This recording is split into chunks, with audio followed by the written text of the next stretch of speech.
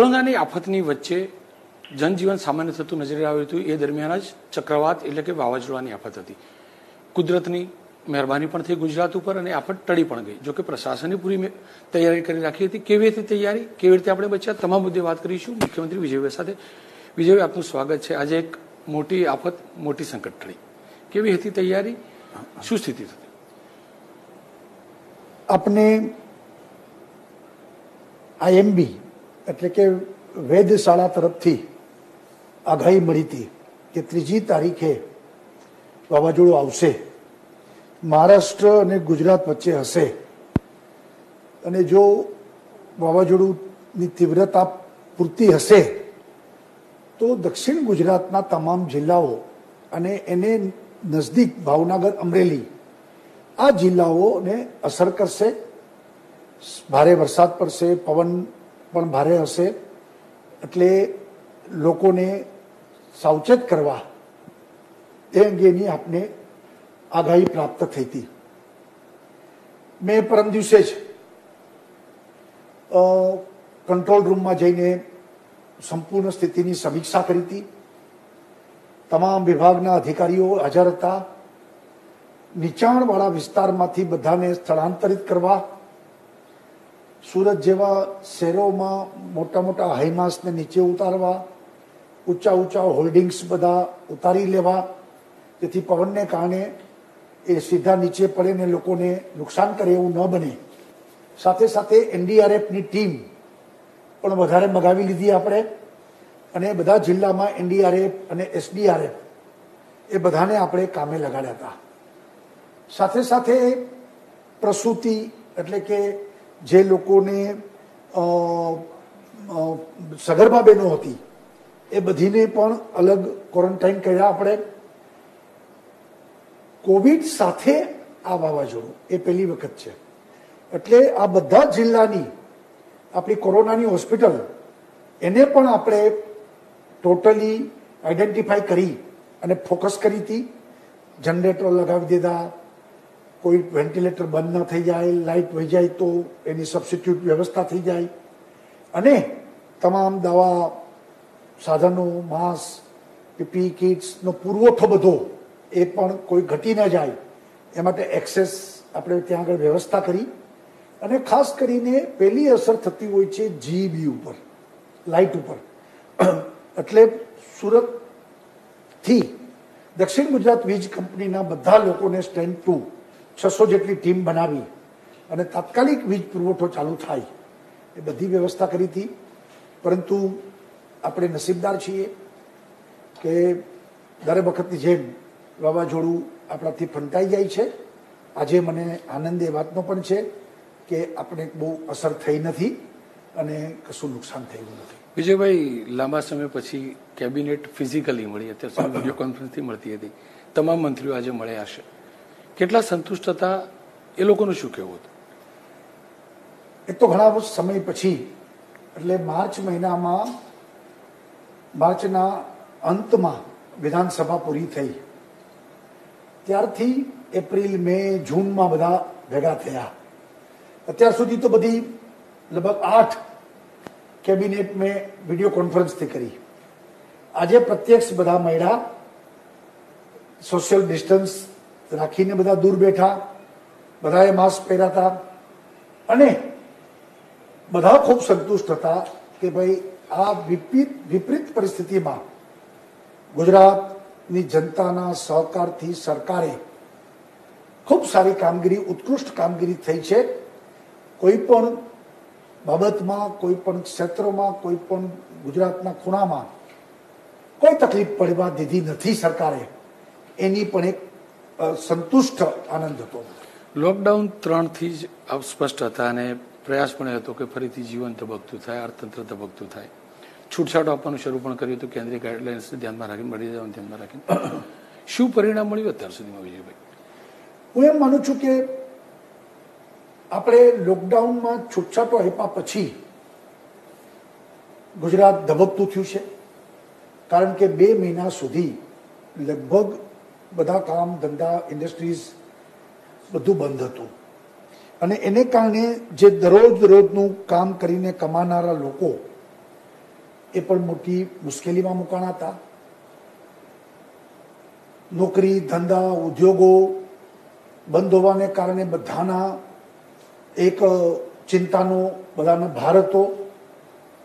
સાથે સાથે લોકડાઉન સતત આપણે જે રિસ્ટ્રિક્ટ મુવમેન્ટ ઉપર રાખી એ પણ લોકોને ઘણી તકલીફો હતી. આ બધું ધીરે ધીરે ધીરે તબક્કા વાઇઝ આપણે ખુલ્લું મૂક્યું. આજે ગુજરાતમાં લગભગ 3.5 લાખ ઇન્ડસ્ટ્રીઝ ચાલુ થઈ ગઈ છે. મોટી સંખ્યામાં ત્યાં લેબર કામ પણ કરવા માંડ્યા છે. લગભગ સર્વિસ સેક્ટર ખુલી ગયું છે આખું. ઓફિસો પણ બધી ચાલવા માંડી છે. એસટીથી માંડીને રિક્ષા એ પણ હવે બધા આવા જવા રોડ ઉપર કામ કરવા માંડ્યા છે. એટલે ધીરે ધીરે કોરોનાની વચ્ચે રોજિંદી પ્રવૃત્તિ એ વાત સમજીને લોકો સોશિયલ ડિસ્ટન્સ સાથે માસ્ક સાથે અવારનવાર સેનેટાઈઝ હાથને કરવા આ બધા નિયમો એટલે નવી રીતે બધા જીવન જીવી રહ્યા છે. વિજયભાઈ, કેમ કે કોઈ પણ ઉદ્યોગ 3 મહિના બંધ રહે, સ્વાભાવિક રીતે જેને આર્થિક તકલીફ હોય, કોઈ પણ સંસ્થા બંધ રહે તો આર્થિક તકલીફ હોય. સ્વાભાવિક રીતે ગુજરાત સરકારની આવક પણ ઓછી થઈ ગઈ હશે અથવા બંધ થઈ ગઈ હશે આ 3 મહિનામાં. આ સંજોગોમાં ગુજરાત સરકારનું અર્થતંત્ર ફરીથી ધબકતું થાય એ માટે શું હોઈ શકે ને કેટલો મોટો પડકાર? સ્વાભાવિક છે કે આ 3 મહિનાની અસરમાં ગુજરાત સરકારની આવકમાં બહુ મોટો ઘટાડો સ્વાભાવિક છે. કારણ કે બધા ચક્કરો બંધ થયા હોય તો જીએસટી આવવાનું જ નથી. ટેક્સ વેટ પણ વાહનો ચાલ્યા જ ન હોય તો પેટ્રોલ ડીઝલનું વેચાણ ન થયું હોય. એટલે આપણે ખૂબ મોટું નુકસાન થયું છે. લોકોને પણ નુકસાન થયું છે. વ્યક્તિગત કામ ધંધા ઉદ્યોગોને પણ નુકસાન થયું છે. પરંતુ લોકોનો પૂરેપૂરો મૂડ છે. સરકાર પણ એ જ રીતે આપત્તિને અવસરમાં પલટવા માંગે છે. આપણે કહું કે ગયા વર્ષના જે આંકડા આવ્યા છે એફડીઆઈમાં બીજા બધા રાજ્યો કરતા અનેક ગણું રોકાણ ગુજરાતને મળ્યું છે. આ જ ગતિથી ગુજરાત આગળ વધવા માંગે છે. 2-3 મહિનાનો ગેપ એ વધુ કામ કરીને આપણે એ ગેપને પૂરીને આગળ વધવું છે. લોકોનો સહકાર પણ પૂરતો મળ્યો છે. સાથે સાથે સરકારની પણ જવાબદારી છે. અમે લોકો પેકેજ બનાવીએ છીએ કે જે ક્ષેત્રોને અસર થઈ છે કાફી એમને પુનઃ ધબકતા કરવા સરકારથી પહોંચી શકાય એટલી મદદ પણ કરવા અમે લોકો તત્પર છીએ. હસમુખ અઢિયા જે આપણા ભારત સરકારના પૂર્વ નાણાં સચિવ એમની અધ્યક્ષતામાં એક્સપર્ટ લોકોની કમિટી બનાવીને એમને ઇન્ટ્રીમ રિપોર્ટ પણ અમને આપ્યો છે અને સરકાર પણ એ દિશામાં કામ કરી રહી છે. અને ગુજરાતની જનતા, ગુજરાતના લોકો, ગુજરાતના ઉદ્યોગ ધંધાઓ, ગુજરાતનો નાનો કર્મચારી બધાને લઈને આવનારા દિવસોમાં કેમ ઝડપ આવે અને ફરીથી બધું કેમ ધબકતું થાય એ દિશામાં સરકાર આગળ વધી રહી છે. કેમ કે આપણે નાના વેપારીઓને ધ્યાનમાં રાખીને લોન પેકેજ જાહેર કર્યું. 5,000 કરોડ સુધીનું લોન પેકેજ જાહેર કર્યું, 1 લાખ રૂપિયાની. શું હજી કોઈ મોટા પેકેજની સંભાવના ખરી? હવે હસમુખ અઢિયા કમિટીનો જે રિપોર્ટ છે એના આધારે એગ્રીગેટ ગુજરાતના તમામ ક્ષેત્રોને આવરી લઈ અને એક આખું એક હોલિસ્ટિક વિચાર કરીને અમે આગળ વધીશું. વિજયભાઈ, કેમ કે ભૂતકાળમાં પણ ગુજરાત બેસ્ટ ડેસ્ટિનેશન રહ્યું છે ઇન્વેસ્ટમેન્ટ માટેનું અને સ્વાભાવિક રીતે ચાઇનાથી લોકોનો મોહભંગ થયો હશે. નજર ભારત અને ગુજરાત તરફ હશે. આવતા વર્ષે વાઇબ્રન્ટ ગુજરાત પણ હશે. એને લઈને શું અપેક્ષા? ચોક્કસ આપણું ધ્યાન ત્યાં જ છે કે ચાઇનાથી લોકો કંટાળી ગયા છે. ત્યાંના ઉદ્યોગો શિફ્ટ થવા માંગે છે. ભારત જ એના માટે બેસ્ટ વિકલ્પ છે અને ભારતમાં ગુજરાત જ એક proper destination, land of opportunity Gujarat એ બનાવી છે આપણે. અને એ દિશામાં ગુજરાત સરકારે પણ ભારત સરકારના તમામ વિદેશ મંત્રાલય, ઉદ્યોગ મંત્રાલય, નાણાં મંત્રાલયની સાથે રહીને તમામ એમ્બેસીના સંપર્કમાં રહીને, કંપનીઓના પણ સીઈઓના સંપર્કમાં રહી અને ઝડપથી ગુજરાતમાં ઇન્વેસ્ટમેન્ટ આવે એ દિશામાં અમે પ્રયત્ન કરી રહ્યા. વાયબ્રન્ટ ગુજરાતનું આયોજન હજી જોઈએ, કારણ કે કોરોના સમાપ્ત થયું નથી. કોરોનાનું સંક્રમણ ચાલુ જ છે અને આ વાયરસ એ જ્યાં સુધી નવી વેક્સિન નહીં આવે ત્યાં સુધી કોરોનાની વચ્ચે જીવવાનું છે આપણે. તો કેવી રીતે કરવું, હજી ઘણા મહિના બાકી છે, 6 મહિના હજી બાકી છે. વિજયભાઈ, યોગ્ય સમયે નિર્ણય કરશું. વિજયભાઈ, કેમ કે મોટા તહેવાર પણ આવશે, મોટા ફેસ્ટિવલ પણ આવશે, માસ ગેધરિંગ વાળું નવરાત્રી પણ આવશે, દિવાળી પણ આવશે. હું પણ નથી જાણતો, કદાચ આપ પણ નથી જાણતા કે કોરોનાનું રૂપ શું હશે. આ સંજોગોમાં શું આશા, શું અપેક્ષા તહેવારોને લઈ? હું આશા રાખું છું કે એ ફેસ્ટિવલ પહેલા બધો કોરોનાનો અંત આવે, પણ હજી આપણે રાહ જોઈએ. હજી જૂન અને જુલાઈ એ કેવી રીતે જાય છે એના પછી જ આપણે નિર્ણય કરી શકશું, કારણ કે બધું અસ્પષ્ટ છે. એટલે સમગ્ર દેશ, ગુજરાત અને વિશ્વ આખામાં કોઈ ખૂણામાંથી હજી સમાચાર નથી આવ્યા કે કોરોના સમાપ્ત થયું. ચીનમાં પણ એવા સમાચાર આવે કે ફરી વખત કેસો આવી રહ્યા છે. એટલે જોઈએ, હજી સમય ઘણો છે. આપણે સર ખાસ કરીને મેલેરિયાને લગતી દવા પૂરી પાડી, આ દિવસોમાં દુનિયાને દવા પૂરી પાડી. આપણે વેક્સિનને લઈ કોઈ અપેક્ષા અથવા કોઈ ડેવલપમેન્ટ? એટલે ભારત સરકારનું રિસર્ચ ડિપાર્ટમેન્ટ, ICMRની પણ એક રિસર્ચ કમિટી છે, એ બધાની સાથે કોર્ડિનેશન કરીને પ્રયત્ન કરી રહી છે. મારું સ્પષ્ટ માનવું છે કે ભારતની ફાર્માસ્યુટિકલ કંપનીઓ, આપણા વૈજ્ઞાનિકો આ દિશામાં કામ પણ કરી રહ્યા છે. આપણી જ ગુજરાત સરકારની બાયોટેકનોલોજી રિસર્ચ સેન્ટર, ભારતમાં એક જ માત્ર સરકારી સંસ્થા કે જે આના ઉપર રિસર્ચ કરી રહી છે અને આના બધા જીનોમ એટલે જીન્સ કોરોનાના એનું સિક્વન્સિંગ પણ આપણે બહુ ફાસ્ટ કર્યું છે કે જે આ બધી વેક્સિન બનાવનારા, દવા બનાવનારાઓને એ સિક્વન્સ કામમાં લાગશે. એટલે એ પ્રકારનું પ્રયત્ન ચારેય તરફથી ચાલી રહ્યા છે. લોકો હજુ બી, વિજયભાઈ, સ્વાભાવિક રીતે જ મને અને આપને તમામને ડર હોય જ કોરોનાનો, બધાએ જીવન ધબકતું કર્યું. આ સંજોગોની અંદર હજુ પણ આવનારા દિવસોમાં એવી કોઈ આશંકા ખરી કે ભયાનક સ્વરૂપ ધારણ કરે તો આપણું શું આયોજન? એટલે હું એમ માનું છું કે લોકડાઉનને કારણે આપને પૂરો સમય મળ્યો. હજી માર્ચ મહિનામાં કોરોનાનું જાજી સમજણ લોકોને નહોતી અને કોરોના અંગેનો ભય પણ હતો. હવે એપ્રિલ મેના અનુભવ ઉપરથી ઘણું બધી આપણે સિસ્ટમને એસ્ટાબ્લિશ કરી શક્યા છીએ કે દાખલા તરીકે હોસ્પિટલો ઊભી કરવી, એના સાધનો ઊભા કરવા, કોરોનાના ટેસ્ટિંગથી લઈ અને વેન્ટિલેટર સુધીની બધી વ્યવસ્થાઓને ગોઠવવી, એની નવી નવી દવાઓ, ઇન્જેક્શનો, એની પણ વ્યવસ્થાઓ કરવી, ઝડપથી લોકો સાજા થઈને પાછા ઘરે જાય. ગુજરાતમાં 67% રિકવરી રેટ આપણે એસ્ટાબ્લિશ કરી દીધો છે. એટલે આ બધામાં લોકોમાં એટલો બધો પહેલા જેટલું પેનિક હવે નથી રહ્યું, પરંતુ હું માનું છું કે લોકોએ સાવચેતી તો રાખવી જ પડશે. કોરોનાના વાયરસની આપણે હડફેટે ન ચડીએ અને આપણે સલામત અને સુરક્ષા સાથે કામ કરીશું તો કોરોનાનો વાયરસ પણ આપણે અસર નહીં કરી શકે.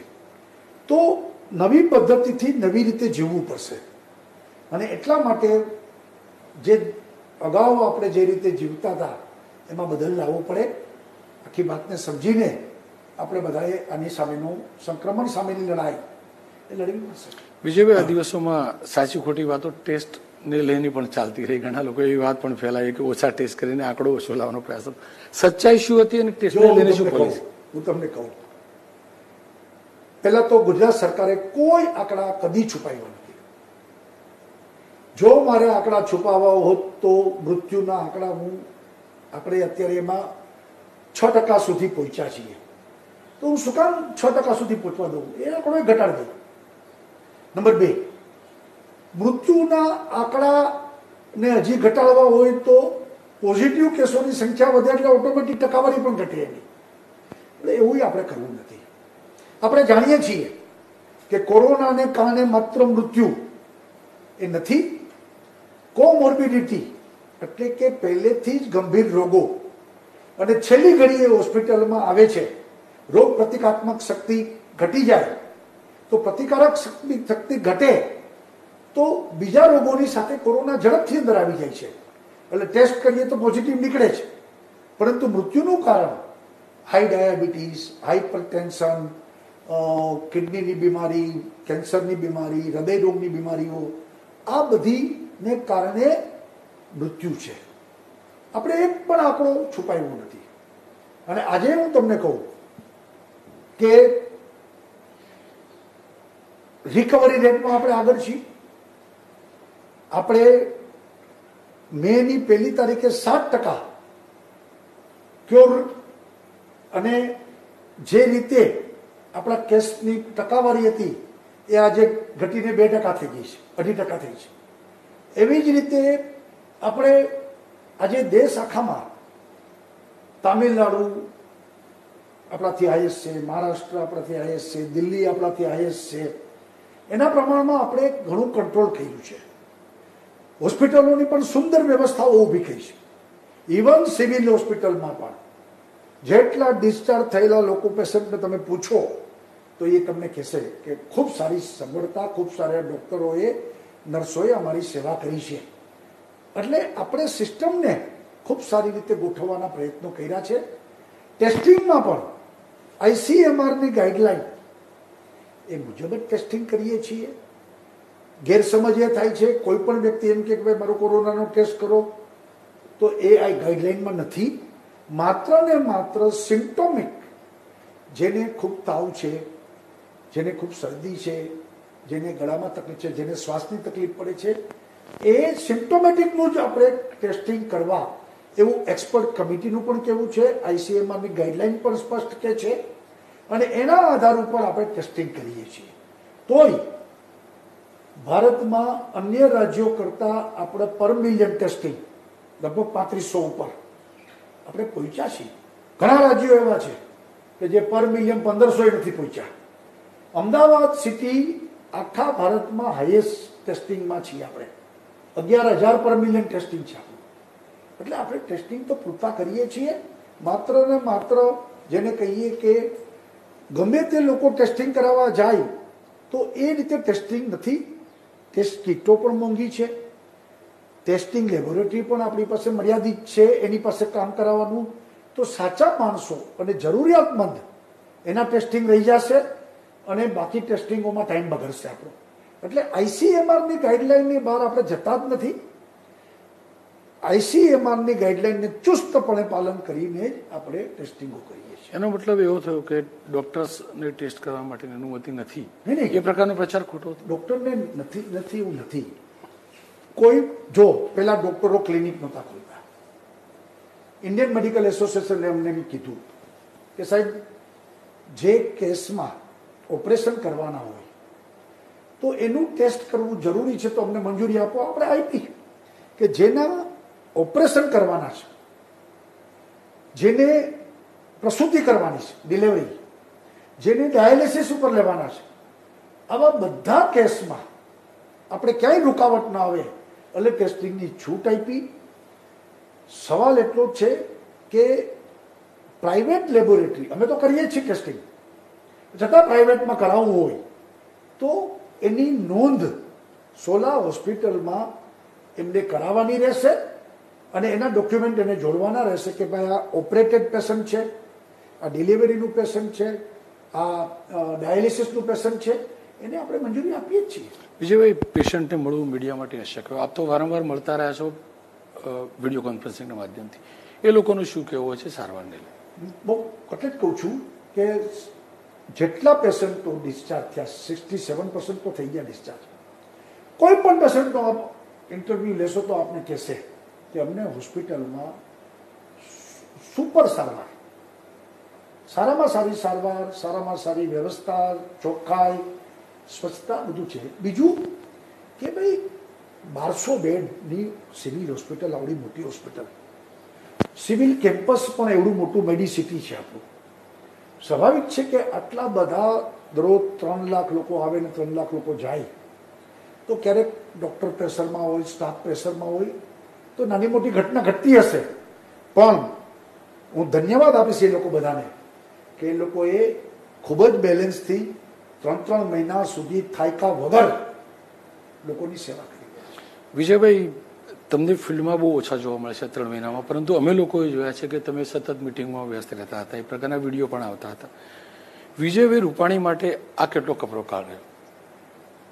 કપરો કાળ શબ્દ કરતા આટલી મોટી જવાબદારી કે આખું વિશ્વ જ્યારે મહામારી સામે સંઘર્ષ કરી રહ્યું હોય, તો ગુજરાતની 6.5 કરોડની જનતાએ મારા ઉપર જે ભરોસો મૂક્યો હોય, તો મારી જવાબદારી વધે છે.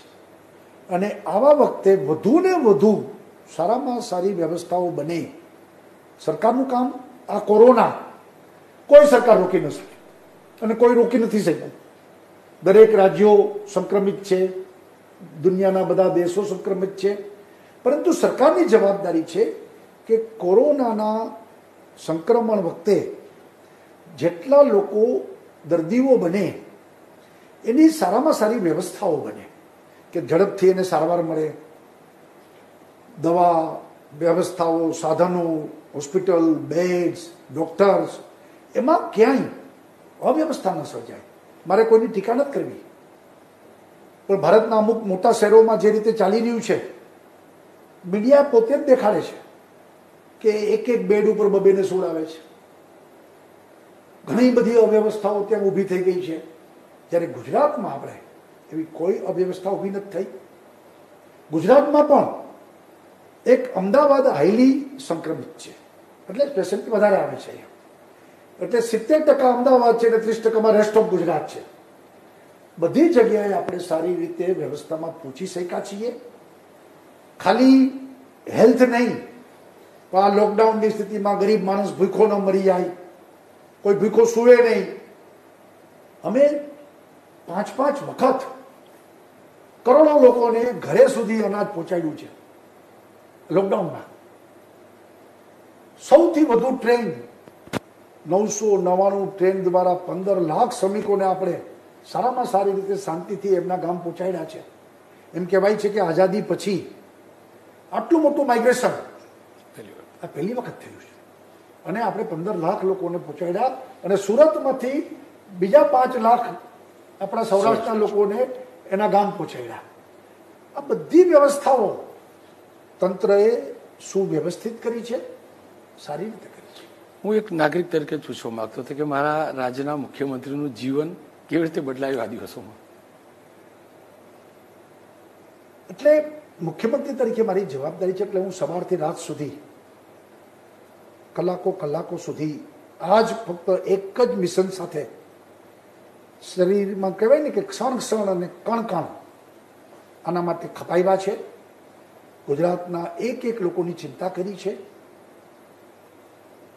ગુજરાતમાં છેવાડાના માનવી સુધી દર્દીથી લઈ કોરોનાનો અને ગરીબ માણસની આવશ્યકતા, એ બધી વસ્તુ, પછી ખેડૂત હશે, મજદૂર હશે, ગરીબ હશે, વેપારી હશે, ઉદ્યોગની દ્રષ્ટિએ ચલાવનારા લોકો હશે, આ બધાની ચિંતા કરી અને આપણે ગુજરાતને આમાંથી કેમ બહાર કાઢીએ અને ગુજરાત અટકે નહીં, ગુજરાત રૂકે નહીં, ગુજરાત ઊભું ન રહી જાય, એ જ આપણું લક્ષ્ય છે. વિજયભાઈ, કેમ કે માઇગ્રેશન પાસ પડોશના રાજ્યો સાથે જોડાયેલું હતું, રાજસ્થાન, મહારાષ્ટ્ર, અને સૌ રીતે સરકાર અન્ય પક્ષની હતી, કે એનો ફરક પડ્યો અથવા એની કોઈ તકલીફ પડી એવું તો નહીં, પરંતુ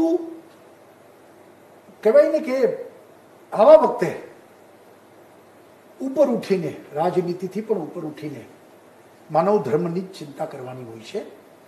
એટલે ફક્ત હું મારું વિચારું, દાખલા તરીકે આપણે આટલા બધા લોકોને મોકલ્યા, બોમ્બેથી કચ્છમાં ઘણા બધા આવ્યા, ત્યારે એક વિષય નીકળ્યો કે ભાઈ આ લોકોને આપણે રોકી દેવા જોઈએ બોમ્બે. મેં કીધું ભાઈ આ માનવ ધર્મ નથી. આપણે ત્યાં આવે, ચેક થાય અને એમાં હોય તો એની સારવાર કરો. પણ આપણા જ લોકો છે અને આપણા કચ્છના લોકો છે, બોમ્બે હતા, હવે અહીંયા આપણા દેશને યાદ કરીને આવે છે, તો આપણી જવાબદારી છે. પછી એમાં હું બોમ્બે બધું રોકી દઉં ને મારું કચ્છ સલામત છે એવી ભાવના એ ટૂંકા મનની વાત છે. એને બદલે ભાઈ આવા દો, આપણે વ્યવસ્થા કરીશું. અને આજે મને કચ્છથી પણ ખૂબ લોકો આવ્યા છે. મને જણાવતા આનંદ એ વાતનો છે કે બધાનું ચેકિંગ કર્યું. કચ્છમાં એને કારણે 25-50 કેસ કોરોનાના નીકળ્યા પણ હશે કે જે કચ્છમાં કાંઈ નહોતું, તો એની સારવાર કરી છે અને બધા ટૂંક સમયમાં સાજા પણ થઈ જશે. પણ વિચાર, પ્રત્યેક માનવીનો વિચાર. વિદેશથી 4000થી વધુ લોકો આવ્યા હમણાં વંદે ભારતમાં. એ બધાને પણ આપણે એની વ્યવસ્થાઓ કરી અને 10-10 દિવસ ક્વોરન્ટાઇનમાં રાખવા અને પછી પોતાની ઘરે જાય એની ચિંતા કરી છે આપણે. વિજયભાઈ, દેશના પ્રધાનમંત્રી, ગૃહમંત્રી બંને ગુજરાતના છે. સ્વાભાવિક રીતે બંનેને દેશની ચિંતા પણ હોય, કેમ કે ગુજરાતના છે એટલે ગુજરાતની પણ ચિંતા. શું વાત થતી હતી અને શું તેનું સૂચનો હતા? નહીં, એ લોકો ખૂબ ગુજરાતની ચિંતા કરી છે. બંને સતત સંપર્કમાં રહ્યા છે, સતત અમને માર્ગદર્શન પણ આપ્યું છે, મદદ પણ એટલી જ કરી છે કે જ્યારે જ્યારે જે કાંઈ કીધું એ તરત જ ત્યાંથી દિલ્હીથી મદદ આપને મળી રહી છે. અને બંને ગુજરાતના સપૂત હોવાથી સ્વાભાવિક છે કે ગુજરાતની ચિંતા, ગુજરાતની રજરજની માહિતી એમને હોય અને એમને સતત ગુજરાત. દાખલા તરીકે ગઈકાલે પણ પ્રધાનમંત્રીનો ફોન હતો કે ભાઈ વાવાઝોડા અંગે, પરમ દિવસે અમિતભાઈનો ફોન હતો. દર વખતે નિયમિત કોરોના હશે કે વાવાઝોડું હશે કે પછી એમ્સમાંથી અહીંયા આપણે ડૉક્ટર મોકલવાના હોય કે કોઈ પણ દવા જોતી હશે, તો દરેક વસ્તુમાં પૂરતી મદદ એ બંને કરી છે. આપને લાગી રહ્યું છે સર કે ગુજરાતમાં ફાર્મા સેક્ટરમાં વધુ સ્કોપ છે, કારણ કે જે પ્રકારે મહામારી આવી, વિશ્વ સજાગ થયું આરોગ્યને લઈને? દરેક ક્ષેત્રમાં છે. તમે જોજો, આવનારા દિવસોમાં વિદેશથી ખૂબ મોટા પાયે કંપનીઓ ગુજરાતમાં આવશે અને આપણે પણ એનું ઇન્ફ્રાસ્ટ્રક્ચરની ચિંતા અત્યારથી કરીએ છીએ. કારણ કે ગુજરાત એ બધી રીતે ease of doing business, policy driven state, એક સારું વાતાવરણ, ગુજરાતીઓ ઈમાનદાર, પ્રમાણિક, મહેનતુ છે અને ગુજરાતની એક શાખ છે અને એને કારણે આપણે ગુજરાતને એનો લાભ ભવિષ્યમાં થશે જ. વિજયભાઈ, કેમ કે શિક્ષણમાં ઘણો બાધિત થયું અને ઓનલાઈન પ્રયાસ પણ કરાયો, નવી ટર્મ શરૂ થવાની શું શક્યતાઓ ક્યારે? જો કે ભારત સરકારે 3જા તબક્કામાં લીધું છે એટલે આપણે તો ભારત સરકારની ગાઈડલાઈન મુજબ ચાલીએ છીએ. હું એમ માનું છું કે જોઈએ જૂન એન્ડ પછી કઈ સ્થિતિ બને છે, કારણ કે બાળકો એ કોરોનાની ઝપેટે ન ચડે એ આપણા બધાની જવાબદારી છે અને એટલા માટે એમાં ઉતાવળ ન થાય, સમજીને સલામતી સાથે, સુરક્ષા સાથે આપણે આગળ વધીશું. કેમ કે આર્થિક મંદી પણ ઓવરઓલ વૈશ્વિક મંદી છે, સ્વાભાવિક રીતે આ સમયમાં મંદી થોડી ગહેરી પડતી હોય. આ સંજોગોમાં આપ શું માનો છો, કેટલી મજબૂતાઈથી ગુજરાત ઊભું થઈ શકશે? હું માનું છું પૂરી મજબૂતાથી ઊભું થશે. ગુજરાતે હંમેશા ખમીર દેખાડ્યું છે. કચ્છના ધરતીકંપ પછી લોકો એમ માનતા હતા હવે કચ્છ કદી ઊભું ન થાય, એ જ કચ્છ ઊભું થઈ ગયું અને આજે સવાયું કચ્છ બન્યું. એમ ગુજરાત પણ સવાયું બનશે. વિપક્ષની ભૂમિકા કેવી બીજુભાઈ? હું એમ માનું છું કે આવા સમયે રાજનીતિ ન હોય. હાઈકોર્ટે પણ બહુ જ ટીકા કરી છે કે આવા વખતે તો બધાએ સાથે મળીને આપણે પ્રજાની સેવા કેમ થાય એનો વિચાર કરવો પડે. એ માટેની વિશાળતા જોઈએ અને એ અપેક્ષા છે વિપક્ષો પાસે. કેમ કે સ્વર્ણિમ સંકુલ ધમધમતું થઈ ગયું, બધા મંત્રીઓ પણ આવતા થઈ ગયા, સ્વાભાવિક રીતે જ બધી ગતિવિધિની જેમ પોલિટિકલ ગતિવિધિ પણ ધમધમતી થઈ જશે, શરૂ થઈ ગઈ છે. રાજ્યસભાની ચૂંટણીની તારીખો પણ જાહેર થઈ ગઈ. કેટલો ભરોસો? આ તો કોરોનાને કારણે 3 મહિના મોડું પરિણામ આવશે. અમારું ક્લિયર છે અને અમે જીતવાના છે 3 સીટ. 5 બેઠકોની ચૂંટણી પણ આવશે વિધાનસભાની, એને લઈ કેટલો ભરોસો? એ તો જે વાર છે પણ એ જીતીશું અમે. લોકોને પૂરતો ભરોસો ભારતીય જનતા પાર્ટી આદરણીય નરેન્દ્રભાઈના નેતૃત્વમાં છે એટલે એમાં કોઈ તકલીફ છે નહીં. અંતના 2 સવાલ. એક સવાલ, પક્ષના સંગઠનનો કેવો સાથ સહકાર રહ્યો, કાર્યકર્તાઓનો કેવી ભૂમિકા રહી? પૂરો સાથ અને સહકાર રહ્યો. નાનોમાં નાનો કાર્યકર્તા પણ લોકોના ફૂડ પેકેટની ચિંતા કરી, અનાજ વિતરણની ચિંતા કરી, માસ્ક વિતરણ કર્યા, લોકોમાં સાચી વાત એ ચાલે એટલા માટે પણ લોકોની વચ્ચે રહ્યા અને સંપૂર્ણ સંગઠન ભારતીય જનતા પાર્ટીના બધા કાર્યકર્તાઓએ આવા કપરા કાળમાં ખભે ખભા મિલાવીને કામ કર્યું છે. કેમ કે આપનું દફતર સ્વર્ણિમ સંકુલમાં છે અને ગુજરાતનો સ્વર્ણિમ ભૂતકાળ પણ હતો અને ભવિષ્ય પણ હોય સ્વાભાવિક છે અને આપણે અપેક્ષા રહે. વિજયભાઈ ગુજરાતના કેવું ભવિષ્ય જોઈ રહ્યા છે આવનારા દિવસમાં અને વિજયભાઈનો સંદેશ શું હતો? ખાસ તો લોકોને હું એ કહેવા માંગુ છું તમારા માધ્યમથી કે કોરોના વચ્ચે આપણે જીવીએ છીએ. એટલે કોરોના સમાપ્ત નથી થયો.